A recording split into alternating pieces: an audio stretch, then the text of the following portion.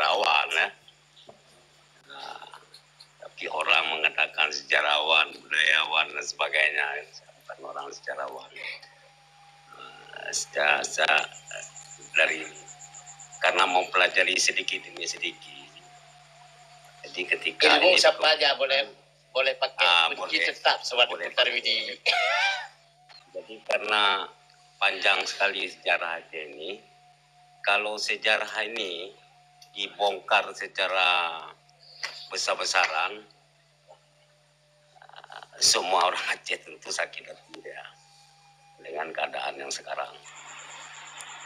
Jadi harus pelan-pelan, karena sejarah yang buat manusia, dibuat oleh manusia, dikaji oleh manusia untuk kepentingan manusia. Dan sejarah itu harus dipelajari oleh semua manusia untuk mempelajari dirinya sendiri. Sejarah yang menciptakan manusia, yang membuat manusia, dikenang oleh manusia. Siapapun yang tidak suka atau tidak suka sejarah, berarti dia keluar dari kehidupan seorang manusia. Juga berlaku untuk Aceh. Juga berlaku untuk Aceh. Majapahit dihilangkan. Padahal banyak pahit. Nyamenan lugu yoga. Padahal Majapahit dibunuh di Aceh, meninggal di Aceh. Karena Majapahit juga Gajah Mada digampung banyak pahit. Lu tangga. Gajah Mada dibunuh, yang terbunuh Gajah Mada di kampung banyak pahit tempatnya. Banyak pahit ya. Iya. Boh banyak pahit, Moh Maja sebenarnya. Boh Maja pahit. Nyantinya ya lum dia tunjuk kronyo sampai ya bujuk ulama ya kita tahu begini udah jadi lo betul lo sampaikan tentang kebesaran Aceh. Bahasa Melayu, bahasa orang Aceh yang dipakai oleh Brunei, yang dipakai oleh Singapura, yang dipakai oleh Malaysia, ya, yang dipakai oleh Jakarta sampai sekarang ini. Itu malah bahasa Melayu, bahasa orang Aceh. Ini bahasa Aceh, Melayu, arah Jawa, arah Jawi, bahasa Jawi, arah Jawa. Panena orang awak itu ngan madum ngarah Jawa. Jadi arah Jawi. Yang menciptakan adalah Muhammad Al-Jawini, berasal dari Al-Jawini, bukan Jawa. Al-Jawini berasal dari Pasir. Al-Jawini berasal dari Pasir. Dikembangkan sastranya dibuat oleh Hamzah Al-Falsuri, dimajukan oleh Samsudin As-Sumatrani, dan selanjutnya menjadilah bagian dari bahasa Nusantara. Nah, ketika bahasa-bahasa ini dikaji ulang nih oleh bukan dari orang Aceh, itu disalahgunakan penafsiran dari arti Melayu itu adalah salah. Bahasa nasional Aceh ada 3. Bahasa Arabnya untuk agama dia, untuk agama orang Aceh, bahasa Arabnya. Jangan heran abad ke-17, abad 16-17, remaja-remaja kita, anak-anak SMP kita sekarang ini dia berbahasa sehari-hari bahasa Arab. Karena memang bahasa nasionalnya ada 3. Bahasa Arab untuk agamanya, bahasa Melayu untuk bahasa transformasi antar bangsanya, bahasa internasionalnya. Nah, yang dipelajari oleh penjajah hanya 2. Yang dipelajari oleh Van Swieten dan Snow-Kolonyo 2. Bahasa Aceh dan bahasa Arab dan bahasa Melayu.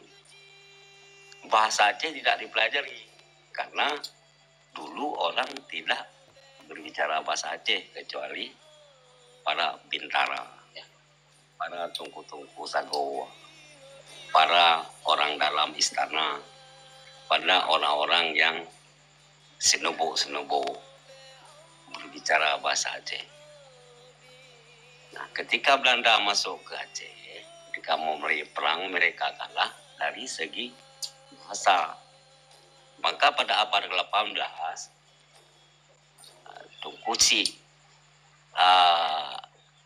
yang menciptakan bahasa Perang Sabil, Tunku Si di Pantai Bulu, bukan lagi dalam bahasa Melayu dan Arab, tapi kitab itu Perang Sabil berbahasa Aceh. Kenapa dibuat dalam bahasa Aceh? Karena musuh tidak tahu. Karena mereka tidak pernah mempelajari satu bahasa lokal itu, bahasa ibunya, bahasa ibu dari orang Aceh semua. Bukan suku, dia bangsa yang sangat besar, perjalanan yang sangat jauh. Dan dia tiba-tiba dari negeri yang sangat 800 tahun yang hidup 8 abad menjadi negeri yang tidak ada. Negeri yang tidak ada menjadi ada. Hilang gitu saja kebesaran-kebesaran itu. Maka tadi saya penyatek, bicara Aceh, bicara Islam, bicara perjuangan. Bicara perjuangan, apa yang dilakukan oleh Tunku Obama. Terus melakukan perjuangan di Aceh, terus menerus. Orang Aceh cuma satu, jangan dikhianati dan jangan ditipu. Ya, sejarah Aceh tidak akan berakhir. Dia cukup panjang, dia cukup banyak. Ya. Itu dari segi bahasa. Makanya Belanda kalah hanya dengan satu bahasa Aceh. Tunku Si Pantai Bulu mengarang Perang Sabil itu dalam sebuah sampan pulang dari Jazirah Arab ke Aceh. Karena perjuangan terakhir memang ulama terdepan. Hanya dengan syair Perang Sabil. Makanya orang Aceh suka berhikayat, suka bernazam, suka bernyanyi, suka yang beramai-ramai. Itu belum bicara seni, belum bicara budaya, belum bicara adat, belum bicara undang-undang, belum bicara kitab-kitabnya, belum bicara tentang tasawufnya. Luar biasa banyak. Jadi ini memang harus dipahami oleh anak-anak kita sekarang itu semua. Jadi bangsa ini bukan bangsa jelek. Yang diperjuangkan oleh saudara-saudara kita itu bukan semata-mata untuk ambisi atau apa-apa, demi untuk mengembalikan amanah yang telah dititipkan oleh para sultan-sultan Aceh. Sultan-sultan Aceh adalah para ulama-ulamanya. Maka disusun kitab undang-undang dalam kanun al-Esi itu semuanya di atas syariat Islam. Ya, termasuk, ya betul seperti itu. Termasuk pangkat dalam militer itu semua berasal dari Aceh.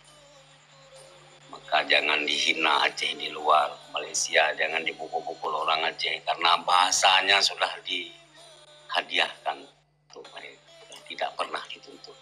Sudah diciptakan bahasa ini untuk mereka, untuk pengajian. Bahasa-bahasa pengajian, bahasa-bahasa ilmu pengetahuan yang diamanahkan oleh para ulama-ulama yang terkemuka di Bengkulu. Bagaimana kitabnya para ulama lintas negara sekarang masih dipakai rujukan ulama besar dari Aceh. Nah, kita sendiri tidak tahu tentang itu. Kita sendiri menjadi lamien. Kita sendiri hanya cukup dengan 300.000 per bulan LLBT dan sebagainya. Lupa kita sebagai bangsa besar, lupa kita sebagai pemimpin, lupa kita para ulama telah mengangkat kita harkat dan martabat segalanya, lupa dengan segala-galanya. Ya, inilah perjuangan, inilah